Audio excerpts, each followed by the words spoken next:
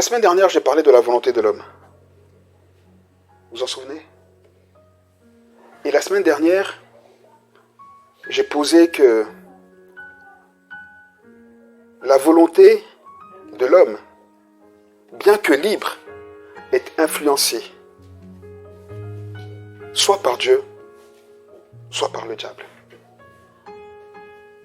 Influencée. Ça veut dire qu'au final, tout ce qu'on fait est influencé par quelqu'un. Là où on est libre, en fait, c'est quand on fait le choix de faire ce que la personne qui nous influence nous pousse à faire. C'est clair? Ça veut dire que si je marche dans la rue là, et que je vois quelqu'un qui balade son chien, je prends cet exemple-là parce qu'il m'énerve, vous n'avez pas idée. Il balade son chien, le chien il fait caca.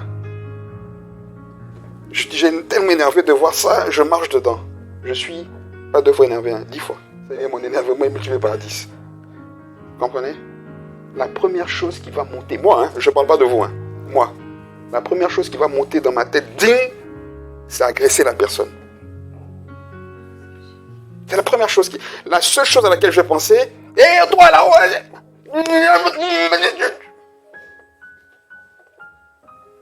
je suis influencé.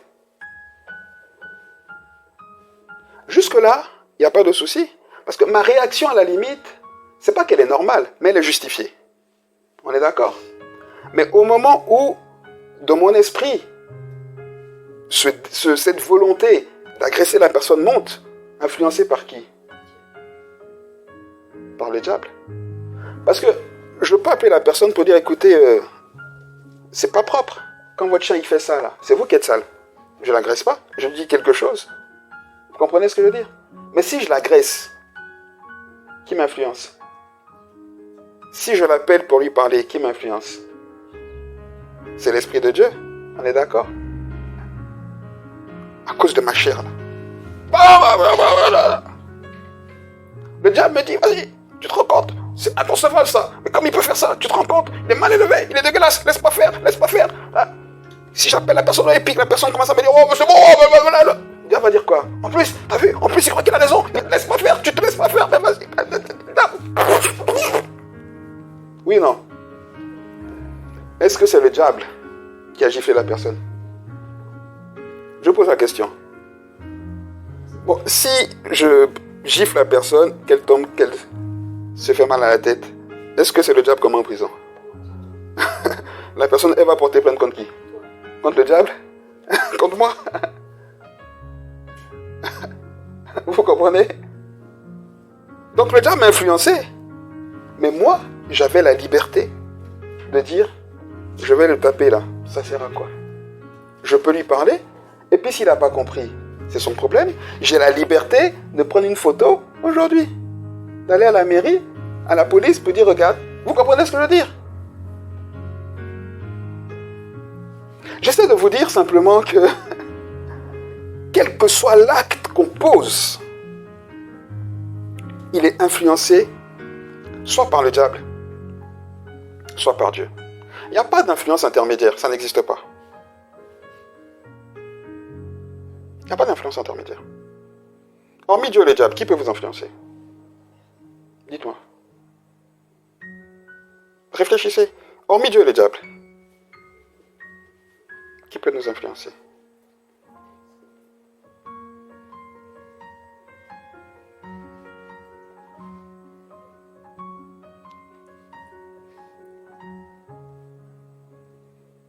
Si tu vas faire une opération, on t'envoie pour faire une opération financière.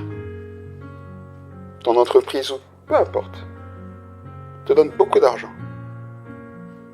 Allez, on va dire 10 millions d'euros. C'est beaucoup d'argent. D'accord? Et tu vois que la personne en comptant l'argent n'a pas tout bien compté. En fait, il t'a dit c'est 10 millions, mais en fait c'est 10 millions 20 000 euros. 20 000 euros, c'est beaucoup d'argent. Et que tu te dis, mais il m'a dit 10 millions, mais il y a 10 millions 20 000. 10 millions, c'est déjà beaucoup, 20 000. C'est rien. Par rapport aux 10 millions, c'est rien. Mais si tu penses que c'est rien, c'est parce que pour toi, c'est beaucoup. Parce que dans ton esprit, tu es en train de dire, pour lui, c'est rien, mais si je les prends, vous comprenez?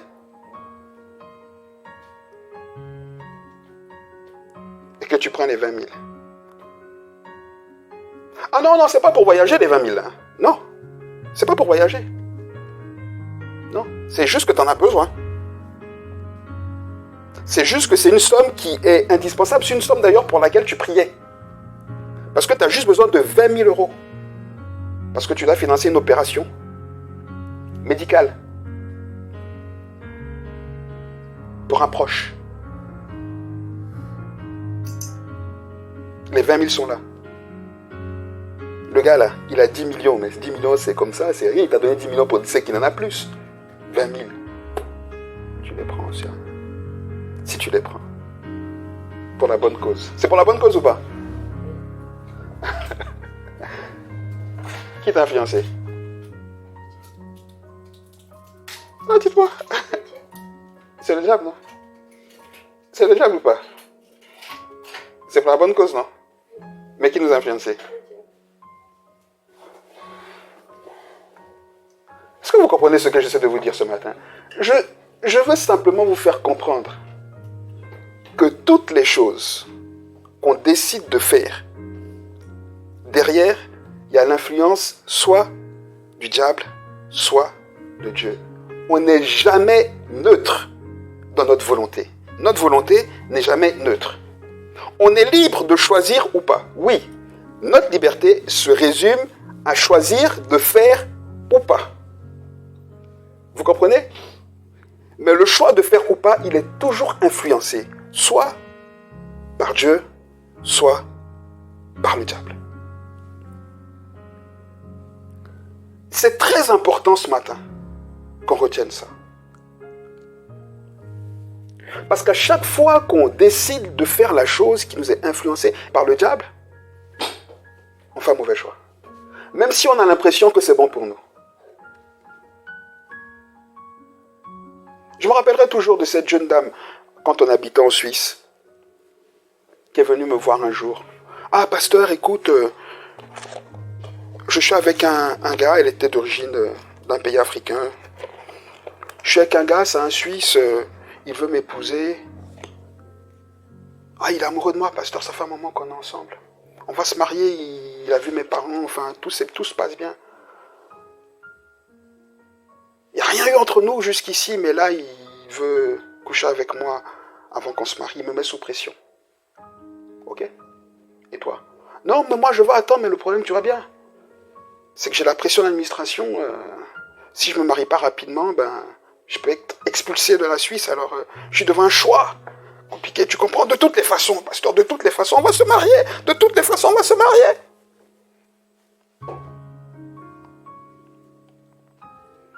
Vous en doutez bien que je lui ai dit, tu es libre. Moi, je ne dis pas non aux gens. Hein. Moi, je ne dis pas non. Et tu es libre. Moi, je ne ferai pas. Je ne t'encourage pas à le faire. Et si tu as envie de le faire? Et vous en doutez bien.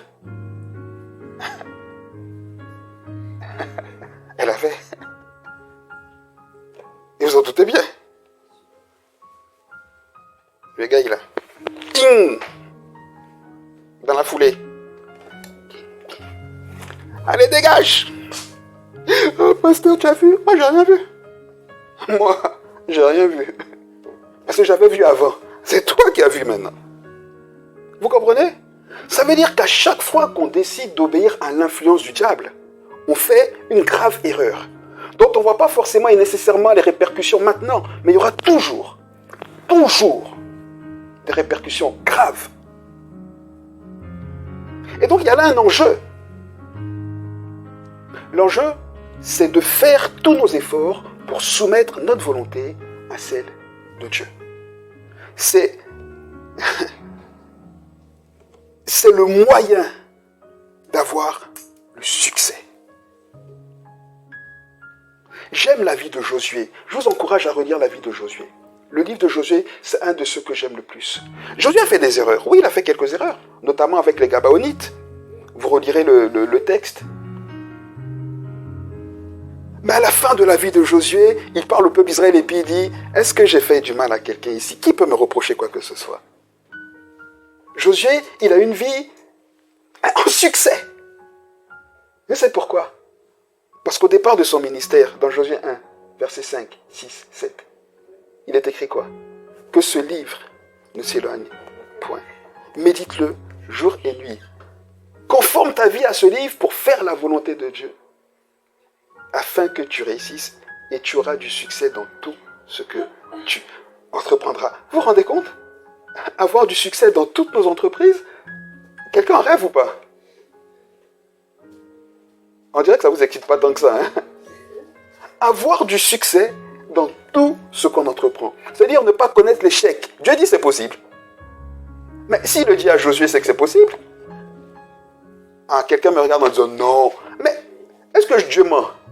Dieu dit à Josué, si tu fais ça, tu auras du... Il n'a pas dit, virgule, de temps en temps, ça va mal aller.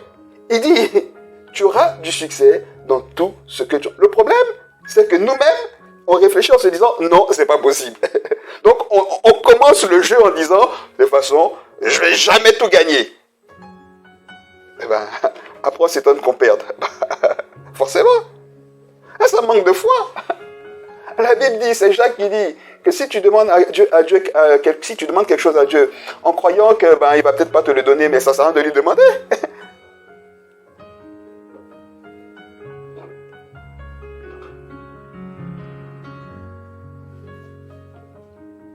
Si tu viens me dire, hey, Hugues, donne-moi ta voiture. Oh, je sais que tu n'aimes jamais la donner de toute façon. Hein.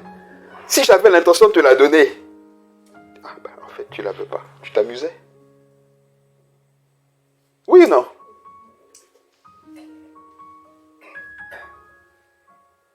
Et donc, la clé du succès, c'est de soumettre notre volonté à la volonté de Dieu. La volonté de l'homme, surtout du chrétien, parce que, en fait, on est influencé par Dieu ou par le diable, qu'on soit chrétien ou pas. La question ne se résume pas à nous les chrétiens. La seule différence, c'est que nous les chrétiens, on doit vouloir, désirer, faire la volonté de Dieu tout le temps, de manière volontaire, engagée, parce qu'on sait. C'est ça la vraie différence. Quand on est de nouveau, on s'oublie. Quand on est de nouveau, on passe d'un royaume à un autre. C'est ce que la Bible dit. Tu m'as pris du royaume des ténèbres, tu m'as transporté dans ton royaume de lumière. C'est ce que la Bible dit. D'ailleurs, la Bible dit, tu m'as arraché. Donc quand on est de nouveau, on sort d'un royaume pour entrer dans un nouveau royaume. Et quand on rentre dans ce nouveau royaume, on comprend que notre volonté doit être soumise à celle de Dieu. Donc qu'on soit chrétien ou pas, on est influencé par ces deux volontés. Mais nous les chrétiens, on recherche la volonté de Dieu. On cherche à faire la volonté de Dieu. C'est ça notre volonté. Vous êtes avec moi? Mais évidemment, c'est pas évident. C'est pas évident. Regardez l'exemple de Jésus. Dans Hébreux 10, il y a un texte là-bas que je pense que plusieurs ont déjà un passage, un verset que je pense tout le monde beaucoup ont déjà entendu et qui m'interpelle ce matin.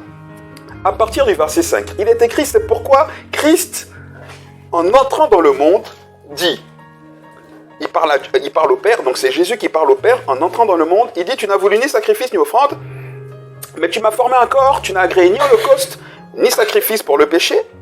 Alors j'ai dit, voici je viens.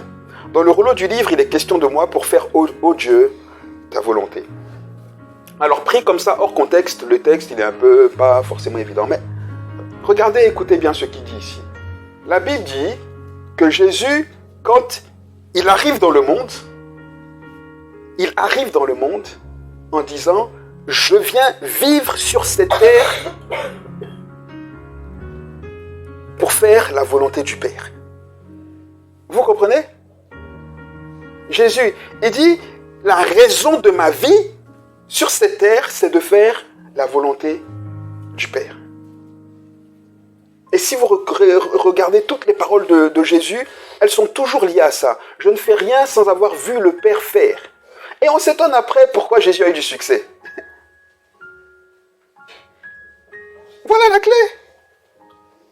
Jésus, en entrant dans le monde, clairement, c'est pourquoi Christ, entrant dans le monde, dit « Je viens au Dieu, pour faire ta volonté. » Clair.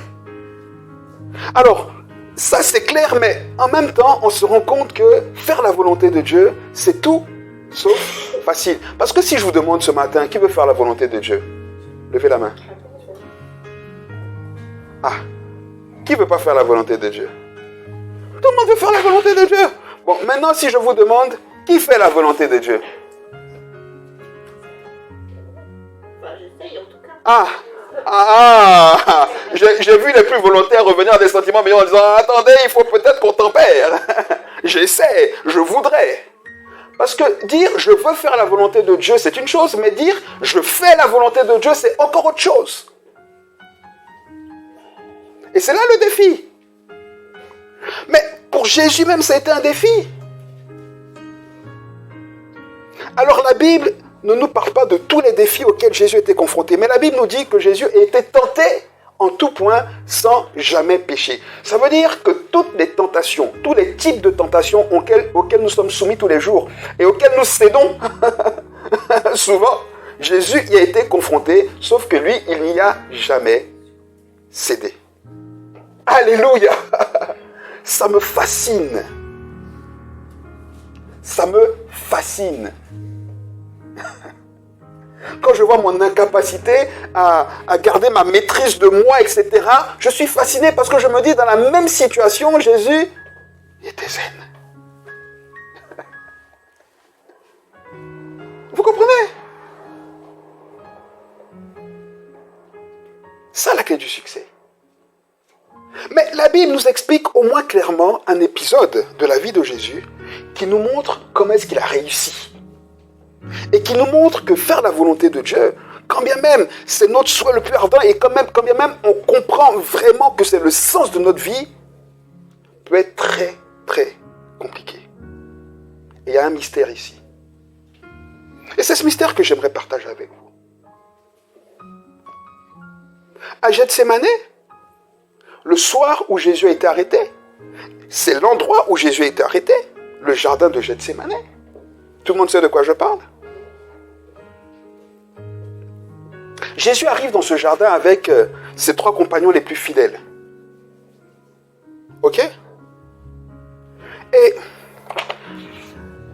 je suis, à chaque fois que je lis ce passage-là, je suis bouleversé.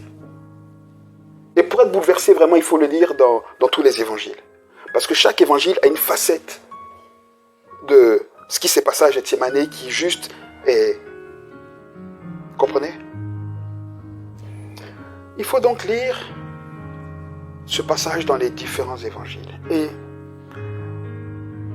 on voit que quand Jésus arrive à Gethsémane, la première chose qu'il fait, c'est quoi? Il prie. Il arrive avec Pierre, Jacques et Jean. D'accord? Il dit, mettez-vous là. Priez. Et lui, il commence, la Bible dit, il tombe à genoux, il commence à prier, commence à prier.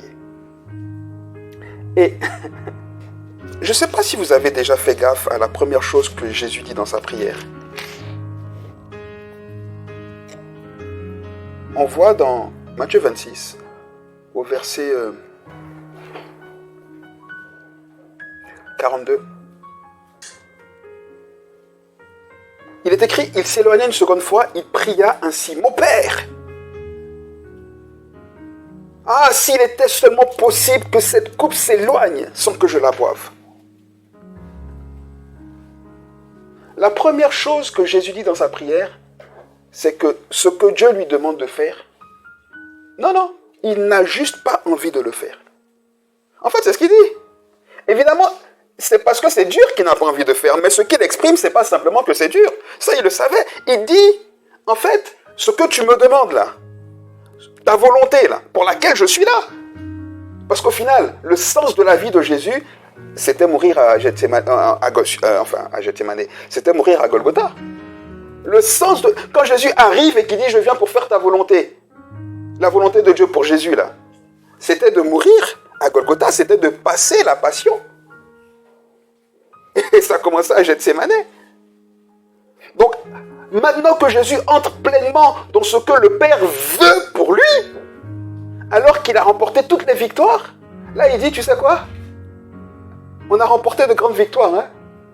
Mais la victoire finale, là, j'ai juste pas envie. J'ai été soumis en tout. J'ai soumis en tout ma volonté. Mais là, je dois te dire que ce que tu me demandes, c'est au-delà de mes forces. J'ai pas envie.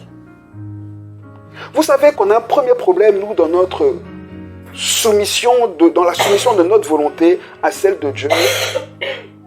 Parce que souvent, on ne reconnaît pas et on ne dit pas à Dieu qu'on n'a pas envie de faire ce qu'il nous demande. Ça veut dire que souvent les chrétiens, on ne réfléchit même pas soit à ce que Dieu nous demande, ou alors on se dit, si Dieu me demande, je le fais. Il y a les deux types.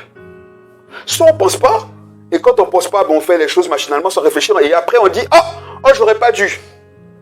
Quelqu'un comprend ce que j'ai dit ou pas? Ou alors, il y a non, moi, si Dieu me demande, je fais. Tout ce que Dieu veut, c'est bon. Donc moi, je fais tout ce que Dieu veut. Comme si finalement, on n'avait pas de volonté propre. Mais la vérité, c'est que quand on fait quelque chose en contrariant notre volonté, sans y avoir volontairement soumis, sans avoir volontairement soumis notre volonté à faire la chose, on est contrarié. Donc on ne fait pas la chose joyeusement. Et donc finalement, on va en vouloir à la personne qui nous a influencés. Vous comprenez ou pas? Bon, si, ça ne va jamais arriver, mais comme ça arrive dans certains pays, si je dis à ma fille, tu sais chérie, je vais te présenter un gars, tu vas te marier avec, oh il est trop bien, c'est vraiment le gars qu'il te faut, moi je te connais, c'est un mariage arrangé. Ok?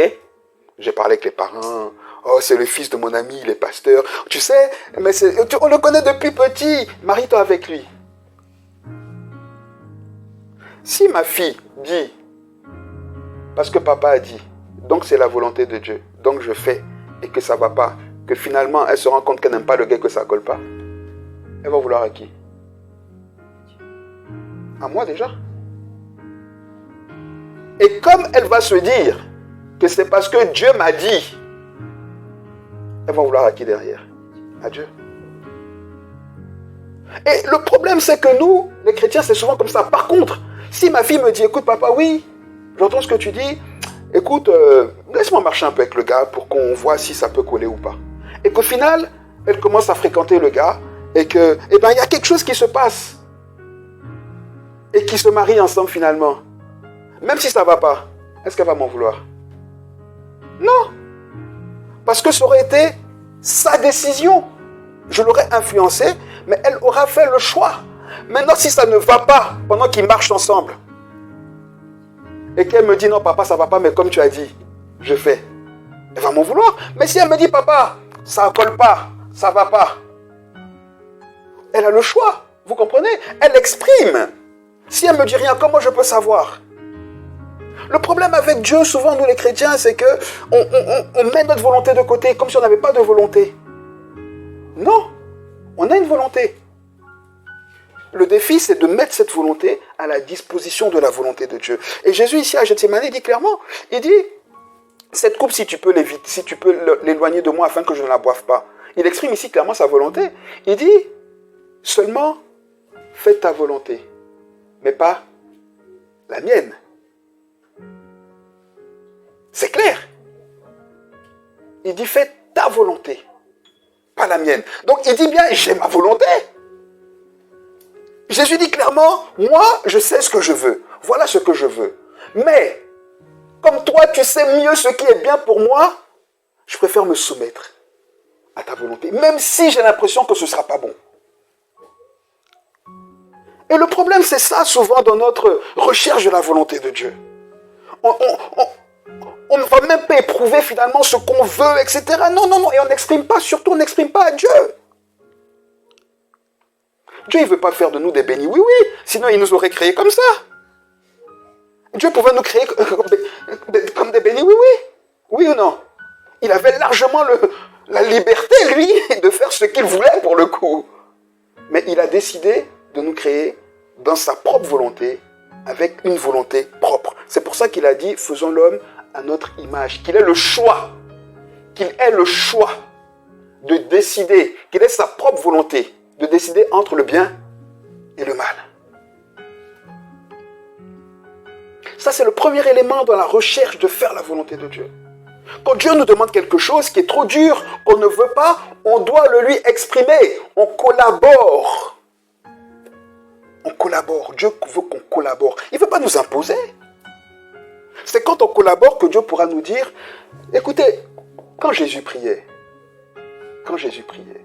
la Bible dit qu'un ange est venu le fortifier. Tellement c'était dur. Ça veut dire que là, Jésus est en train de discuter avec Dieu.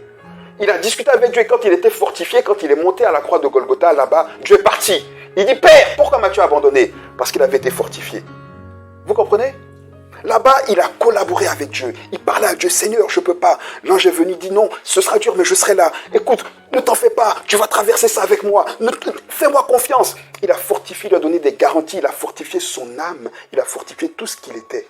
Et donc Jésus, quand vous lisez le texte, attendez, je regarde vite fait.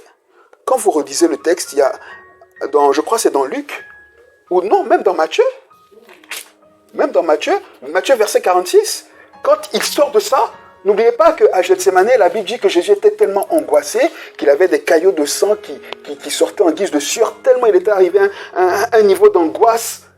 C'est le dernier palier. Il sort de là, fortifié par Dieu, fortifié par l'ange, dans cette collaboration. C'est parce qu'il a collaboré, c'est parce que Dieu l'a convaincu dans son influence. Dieu lui a expliqué le bien fondé de traverser cette épreuve. Même si pour lui elle semblait difficile, il a dit, t'inquiète pas, tu vas retrouver ta gloire. T'inquiète pas, après ça tu verras, tout le monde va s'agenouiller devant. Il a parlé à Jésus, Jésus l'homme, hein? Il a parlé à Jésus. Verset 46, Matthieu 26, Jésus sort de cette prière, il vient, il dit les gars, levez-vous, on y va. L'heure approche, celui qui me livre arrive. Vous comprenez l'attitude? C'est-à-dire qu'il va maintenant confronter cette épreuve avec confiance, volontairement. Ça ne veut pas dire que Jésus avait oublié que ça allait être difficile, non. Mais il avait compris le bien fondé de la volonté de Dieu. Pour lui. Est-ce que vous êtes avec moi? Vous êtes avec moi ou pas? Vous comprenez?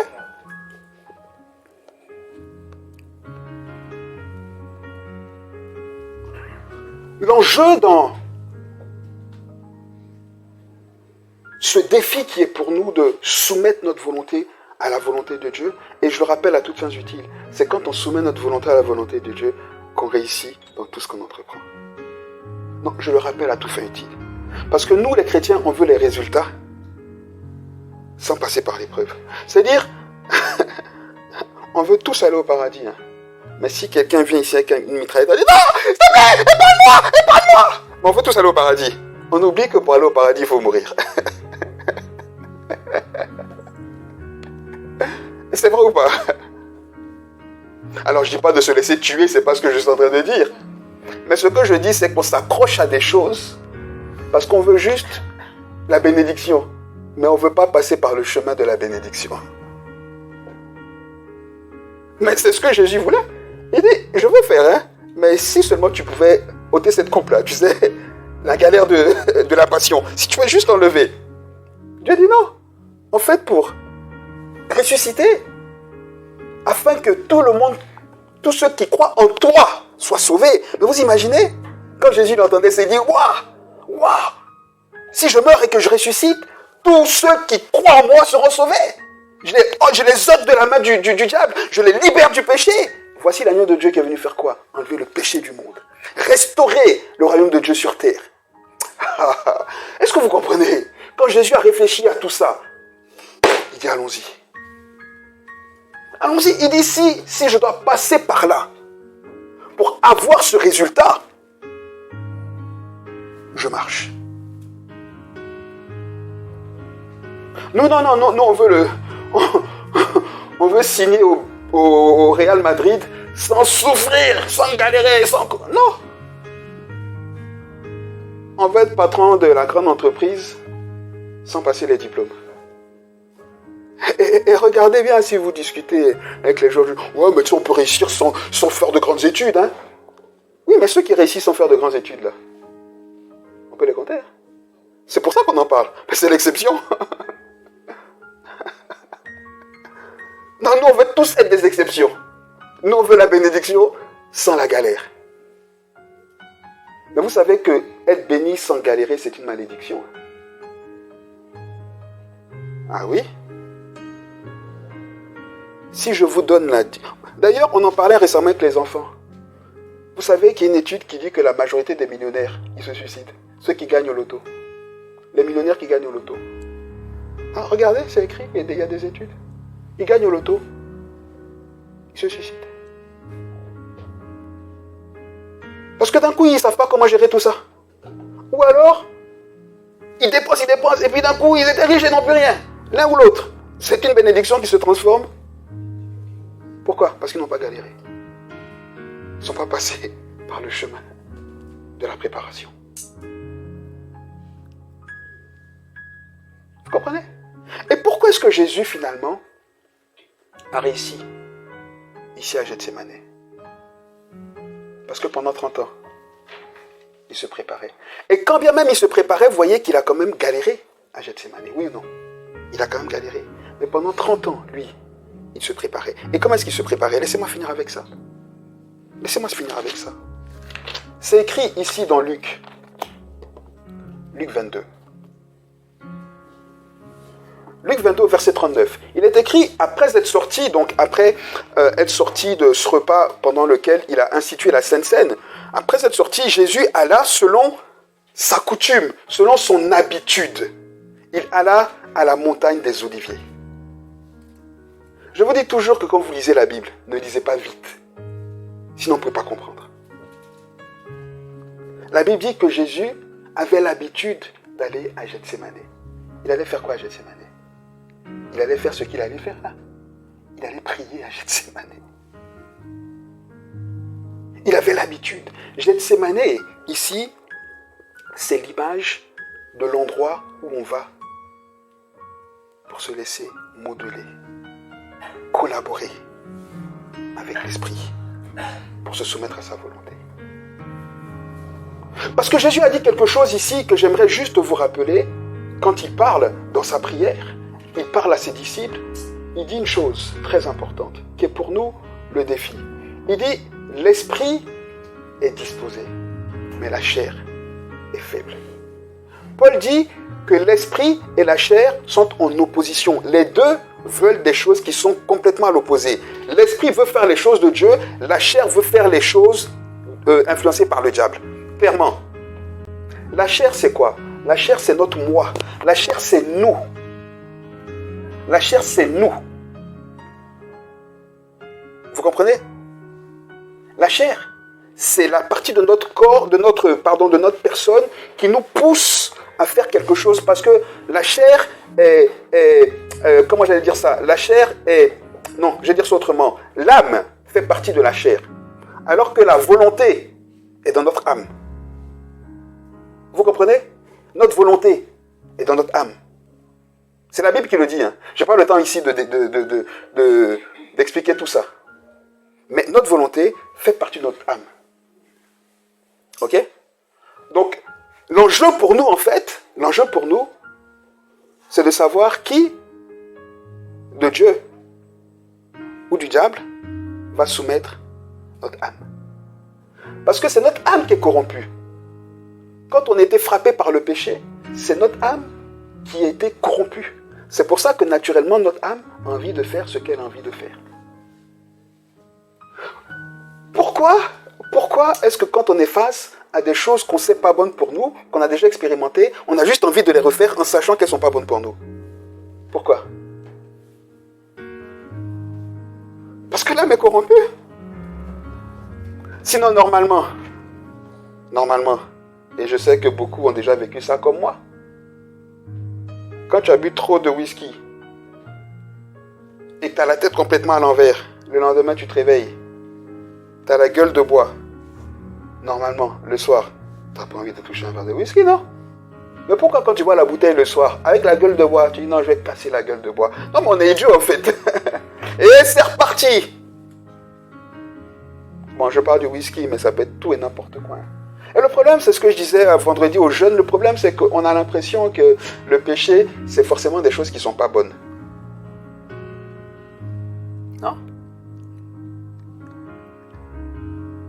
Non? S'occuper, par exemple, que de ses enfants au détriment de toute autre chose, et même de notre relation avec Dieu, c'est péché, hein? Ah, oui? Oui? Oui? Si à chaque fois que je vais à la Gethsémane, à chaque fois, dans mon lieu de prière, pour passer du temps avec Dieu, pour essayer de collaborer avec lui, pour lui donner la capacité, la possibilité d'assujettir mon âme, pour que je sois davantage dépendant de l'esprit, et que ma femme vient me dire, eh, viens, on passe du temps ensemble. À chaque fois, s'il dit oui, viens, parce que je vais passer du temps avec ma femme, j'ai le droit. C'est ma femme. C'est normal. C'est même bien. Mais si à chaque fois je fais ça au détriment de ma relation avec Dieu, c'est péché. Vous n'aimez pas ce que je dis, mais c'est la vérité. Oui. Ah oui.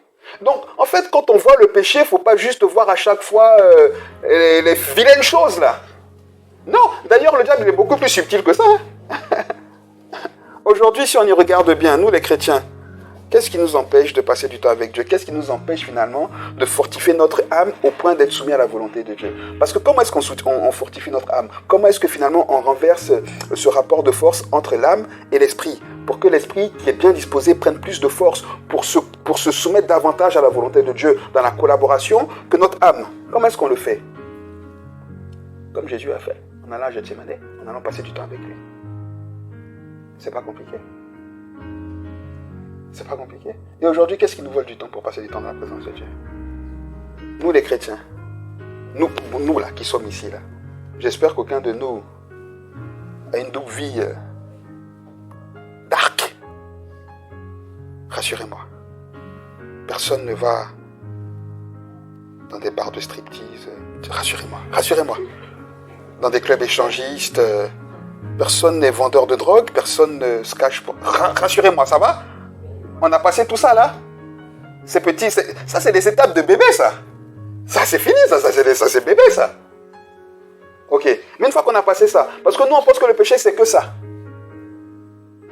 Quand on a passé ça, et quand Dieu regarde ma vie, bon, pardon, pour moi je buvais mais c'est fini ça.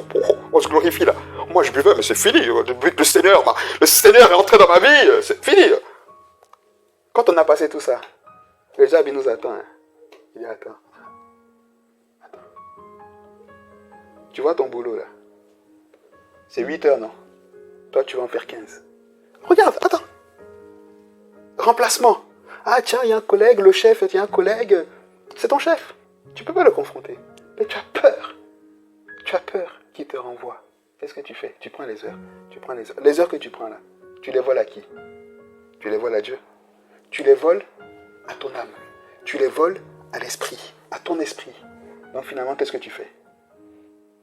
Tu fais la volonté de Dieu? Non, donc tu pêches. Oui, les réseaux sociaux. Si on s'observe, le temps qu'on passe aujourd'hui sur les réseaux sociaux, si on en prend 10% pour le donner à Dieu, il y a des chances qu'on soit plus dans la volonté de Dieu qu'autre chose. Ne serait-ce que 10%. Voilà comment le diable, il vole notre temps. Voilà comment est-ce que le diable, il nous empêche d'aller à Gethsémane. Et comment est-ce que finalement, il nous donne d'être faibles pour soumettre notre volonté à celle de Dieu.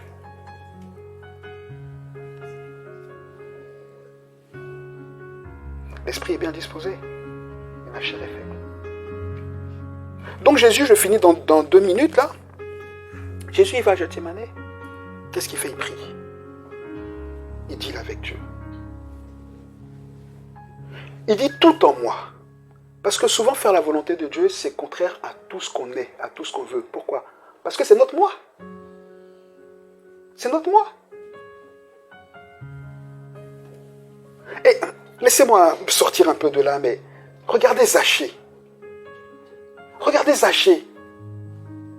Zachée avait construit sa vie, tout ce qu'il était, en volant l'argent des autres.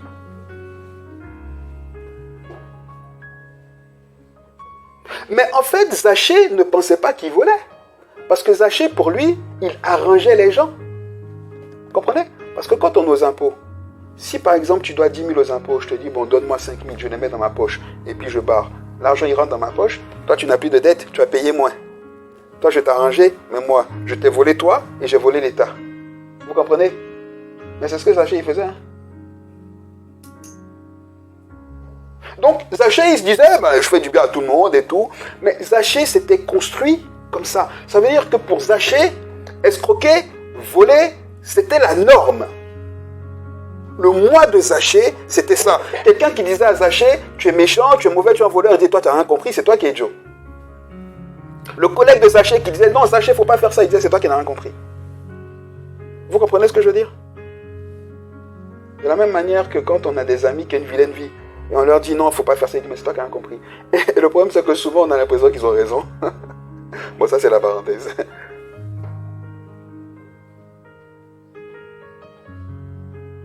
Quoi, t'es chrétien, donc tu sors jamais en boîte? Ben non, ça ne m'intéresse pas. Oh là là, t'as pas, tu sais ce que tu rates? Sérieux? Non, tu fais, non. Ben, dis donc mon pauvre.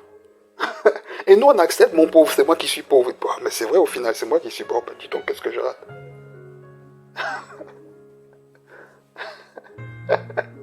Vous comprenez? Zachée, son moi était comme ça. La Bible dit que quand Jésus lui dit, je mange avec toi dans ta maison aujourd'hui, qu'est-ce qu'il fait? Il descend rapidement, il va, il reçoit Jésus. Oui ou non? Quand vous révisez le texte, l'histoire de Zachée, on ne voit pas que... Alors, évidemment que Jésus a parlé à Zachée. Mais on ne voit pas ce que Jésus a dit à Zachée. Mais la Bible dit que Zachée lui-même, il va vers Jésus. Et puis il dit, tu sais quoi, Seigneur? Si j'ai volé, je rembourse. Jésus dit, le salut est entré dans ta maison. Ça veut dire que Zachée a renversé tout le fonctionnement de son moi. Tout ce qu'il était, tout ce qui l'identifiait, tout ce qui faisait son identité, tout ce qui faisait qu'il était Zachée, il a tout renversé pour se soumettre à la volonté de Dieu. C'est ça. C'est ça. C'est les choses auxquelles on tient le plus. Les choses qu'on estime nous définir. Non, moi je suis comme ça, j'ai toujours fait comme ça, j'ai toujours été comme ça. Mais si tu es comme ça, tu as toujours été comme ça, et que tu as toujours fait comme ça, que Dieu dit aujourd'hui on change. Il faut changer. Mais comment est-ce qu'on est capable de changer? C'est ce que j'ai dit. C'est dans la collaboration. C'est ce que Jésus a fait. Jésus est allé à Gethsémane, il a dit, papa, je ne peux pas faire ça. Mais tu te rends compte? Ils vont me cracher dessus. Non mais c'est pas possible. Regarde partout où je suis parti. Tout le monde m'adorait. Tout le monde me glorifiait. Aujourd'hui tu vas me... De là je vais partir à moins que ça. Je ne peux pas faire ça. Je ne peux pas faire ça. Et puis en plus la souffrance, mais tu te rends compte? Ils vont me frapper, mais je ne peux pas supporter ça. Regarde-moi. Je ne peux pas. L'âme de Jésus disait à l'Esprit de Dieu, je ne veux pas, je ne peux pas. Mais l'Esprit de Jésus disait, écoute l'Esprit de Dieu. Écoute l'Esprit de Dieu. Écoute l'Esprit de Dieu. Et donc Jésus parlait à son âme. Il dit, tu sais quoi mon âme? Tu te fais du souci. On va réussir. T'inquiète pas. On va réussir. On va réussir. Non, tu penses que tu es faible. C'est vrai que tu es faible. Mais avec la présence de Dieu, tu seras fort. Vous comprenez? C'est ça, collaborer avec l'Esprit de Dieu. Pour renverser la force de l'âme et être soumis à la volonté de Dieu. C'est ça. Mais quand vous sentez dans votre cœur que Dieu vous demande quelque chose qui est contraire à tout ce que votre âme veut, commencez par lui dire, Seigneur, j'ai pas envie. C'est la première étape. C'est ce que Jésus dit, n'est-ce pas? Il dit, lequel a fait la volonté de Dieu, entre un frère à qui le père dit, va sortir les vaches. Il dit, ouais. Bon, je ne sais plus si c'est les vaches en tout cas. Il dit, ouais, je vais le faire plus tard. Et il ne le fait pas. Et l'autre qui dit, oh non, j'ai pas envie. Mais qui le fait? Lequel a fait la volonté de Dieu? C'est celui qui a dit, non, j'ai pas envie. Mais qui le fait? Et le problème, c'est ça. Nous, oui, Seigneur, je la fais. Ouais, Seigneur. Et puis on ne fait pas. Parce qu'on n'a pas envie. Si on a un vilain penchant, par exemple, je vais prendre des choses graves. Si on aime regarder des images pornographiques et que l'esprit commence à taper dans notre cœur, c'est bon maintenant. Il faut passer à autre chose. Et qu'on n'a pas envie. C'est pas parce qu'on sait que c'est mauvais et que l'esprit commence à nous remettre en question qu'on va dire oui, je vais faire. Si on n'a pas envie, on commence par dire Seigneur, j'ai pas envie. J'ai pas envie. Maintenant, Dieu va nous demander mais pourquoi tu n'as pas envie? Mais parce que j'aime ça. C'est ça la collaboration. Ok, tu aimes ça. Pourquoi tu aimes ça? Mais parce que ça me fait du bien. Bon, quel bien ça te fait? Vous comprenez? Et là, le Seigneur commence à déconstruire dans la collaboration. Et on comprend finalement que quand on fait la chose, au final, c'est pour notre bien. On ne force pas. Le problème avec l'âme, c'est qu'il ne faut pas la violenter. L'âme n'est pas violente. Plus qu'on la violente, vous savez, l'âme, c'est comme quelqu'un qu'on essaie de noyer. Plus il va se défendre et plus il va être violent. Plus on essaie de violenter l'âme, plus elle va se débattre. Plus. Non, l'âme, il faut collaborer avec. Il faut collaborer en dépendant de l'esprit, en la soumettant toujours à la parole de Dieu. Toujours. Vous comprenez? Vous savez, encore une fois, quand je vous dis ça, c'est parce que c'est l'histoire de ma vie. Je vous ai dit, la chose qui me contrariait le plus quand je me suis converti, c'était mon incapacité à résister à ma chair. Mais ça me contrariait parce que j'aimais Dieu de tout mon cœur. Il n'y avait pas de doute. C'est-à-dire, je savais que j'aimais Dieu. Je savais que le Seigneur m'aimait et tout, mais ma chair était trop faible. Parce que ma chair me dominait. Il n'y avait pas de problème du diable et tout, c'est pas ça. J'étais pas possédé, enfin, je veux dire, tout ça, c'était réglé. Il n'y a plus ces problèmes-là. Mais j'étais trop faible. Et j'avais vraiment envie de pouvoir justement dominer cette chair. Et être libre de faire ce que je veux faire. C'est comme ça que j'ai fait. À chaque fois que le Seigneur mettait le doigt sur quelque chose et qu'il me disait, tu sais mon fils, ça là, il faut que tu arrêtes maintenant, tu es passé à un autre niveau. Je disais, Seigneur, j'ai pas envie. Quand j'ai commencé à faire ça, parce qu'au début je disais, oui Seigneur, je veux plus, Seigneur aide-moi, je veux plus faire ça, je veux plus faire ci, je veux plus faire ça. Oui, je priais. J'allais voir les pasteurs, prie pour moi, tout ce que vous voulez. Mais plus je faisais ça, plus la chair, vous savez, elle était comme sur un trampoline. Elle ressortait. Quand le Seigneur m'a fait comprendre ça, il m'a dit, tu sais quoi, ton problème, c'est que tu es orgueilleux. L'orgueil refuse de se voir tel qu'on est. Dis-moi que tu aimes pour que je puisse t'aider. Si tu me mens, comment tu veux que je t'aide? Dis-moi que tu aimes la chose. Et quand j'ai compris ça, quand j'ai commencé à dire à Dieu, Seigneur, tu me demandes de te donner ça, mais en fait, j'ai pas envie. Pourquoi? Parce que j'aime. Là, j'ai commencé à collaborer avec le Saint-Esprit. J'ai commencé à pouvoir soumettre mon âme, me dépouiller gentiment. Et ça s'est fait naturellement. Amen. Écoutez, Dieu vous bénisse. Je prie de tout mon cœur que ces quelques paroles vont vraiment aider quelqu'un. Mais vraiment aider quelqu'un à entrer dans la volonté de Dieu. Avec la perspective que c'est quand on fait la volonté de Dieu qu'on a du succès dans toutes nos entreprises. Amen. Dieu vous bénisse.